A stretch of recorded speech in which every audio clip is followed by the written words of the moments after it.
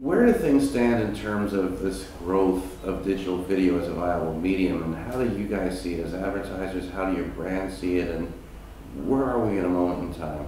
I think that's a good question. I mean, I think that we love it. So for us as strategists, it gives us many more options in terms of how to engage with consumers, which is what we're always trying to do. So we love that.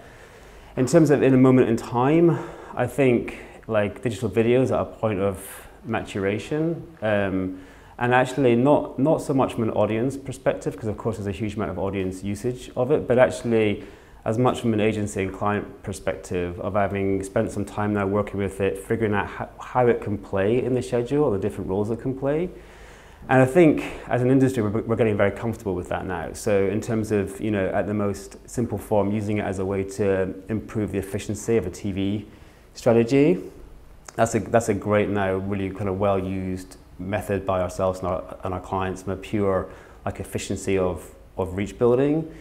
And that's fantastic. And I mean, that depends on audiences and markets, but that can be sometimes looking at like a teen audience somewhere thinking, actually we don't need television, let's do all online video, because in terms of reach and the cost effectiveness, that can sometimes actually work out better than TV, or can be supplementing the TV budget.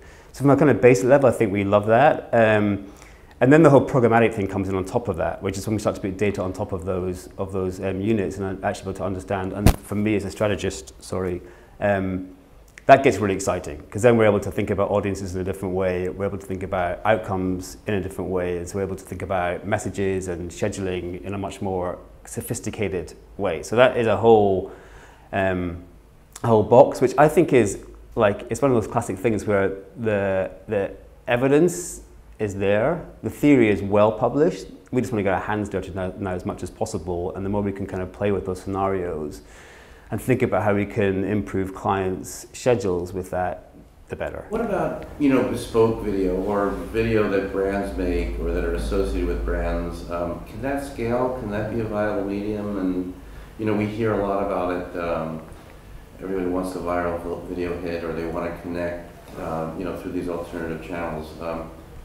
Where does that stand, and where does the creative process stand, and what's practical? Yeah, and I think that's really interesting. So definitely it can scale. I mean, I think that we know that of course, there's a paid element to driving that scale. I think we've all got to that point. I think that where that gets interesting is, especially around some of the real-time opportunities. So we did some work recently for Coca-Cola around World Cup, where we were able to really respond with client content in online video, but also on television in quite short turnaround times, and the effect we saw from being able to produce content in that kind of rapid environment. The effects on the overall campaign were pretty dramatic. So I think that's a great example of being able to really scale that opportunity. Yeah, the opportunities around social media. Some people say that TV is not dead, it's just going to get stronger enhanced by social media. Like, right. What is the future of TV as an ad medium?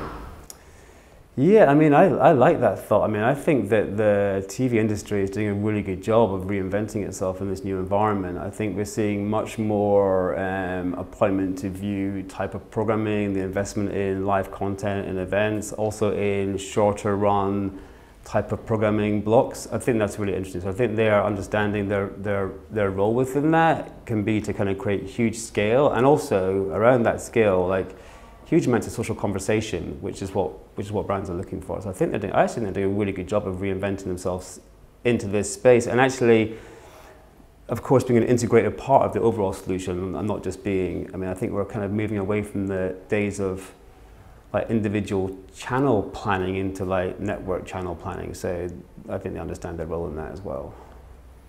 Great, and what's next? You're a strategist, a soothsayer, no, but seriously, what do you think some of the interesting developments we should look for over the next, year or so? Yeah, I mean, I think what's really interesting at the moment is the conversation around the simple switch from prioritizing own media as the first point of departure for clients. So as we start thinking that through, and as clients start to produce more content, I think that's going to be really interesting, because we don't need more content.